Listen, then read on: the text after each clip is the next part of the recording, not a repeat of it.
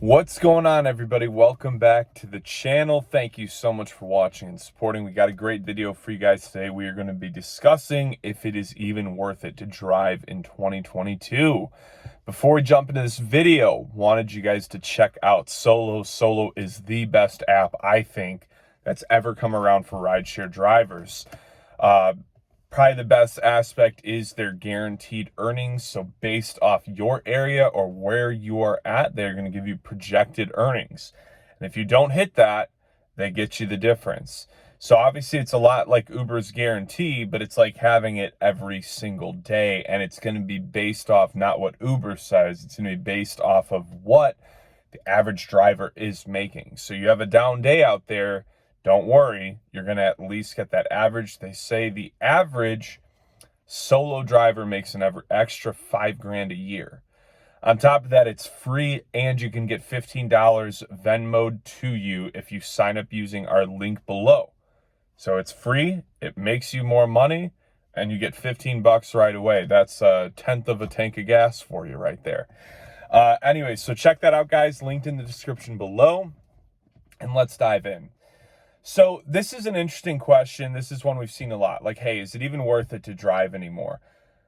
In my opinion, the answer is always going to be yes, but it's going to be how you drive. Is it worth it to drive full time? Probably not, unless you're in the best possible market. You drive at the most perfect times.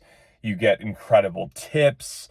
But the reality is, this service for most people, Uber and Lyft, and, you know, we'll even throw in Uber Eats, Instacart, DoorDash, Postmates, etc. All these things, in my opinion, where you have to utilize your vehicle for the service, are not going to be worth it unless they're done the right way, done the right time, and done minimally.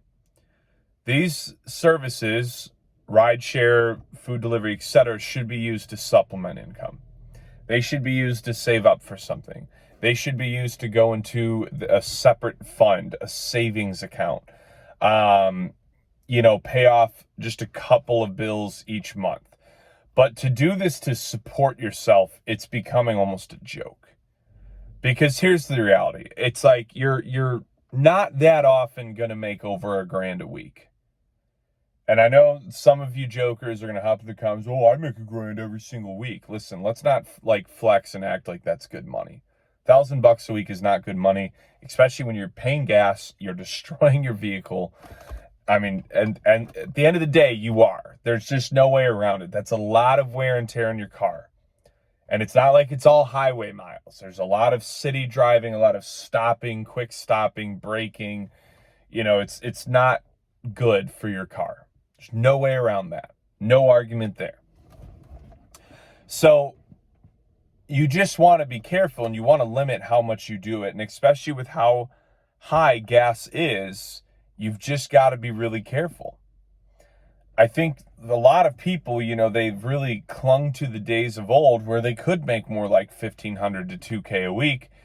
And I'm sure there's still a few of you making that, but like I said, it's probably really rare. It's probably not every market, and you're probably really good at getting tips, and you just understand your ideal customer very, very well.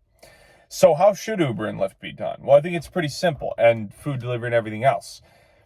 I think you should have your plan of what you do, whether it's your full-time job you work now, a career you're pursuing.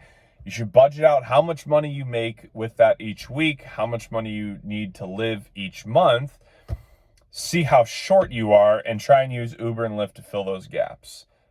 Now, when you do that, you need to budget in how much your gas is going to go up, rideshare insurance, and all these other things. And, in my opinion, I wouldn't do it more than 15 to 20 hours a week if you're going to do it part-time. Maybe even 5 to 10 makes a little more sense there. 5 to 10 hours, I mean, you should be able to make at least an extra couple $100, a week, which obviously can be significant in the terms of a month. You should be really going the extra mile for each ride, really trying to get a tip to up your earnings. And you should be tracking every single little thing. To me, this is the only way to do it in 2022. Part-time, tracking like crazy, utilizing every app and everything you can to maximize your earnings. And then obviously doing everything you can to maximize getting tips by just being a good person. So anyways, that's what I would say is it's a yes and no question. No, it does not make sense to drive full-time in 2022. Yes, it does still make sense to drive part-time in 2022. So anyways, thank you guys for watching this video. Please like, share, comment, subscribe. Check out Solo, linked in the description below. Go get your free $15 for signing up for free. I'm going to emphasize that again. Thank you guys for watching, and I hope you guys crush it out there.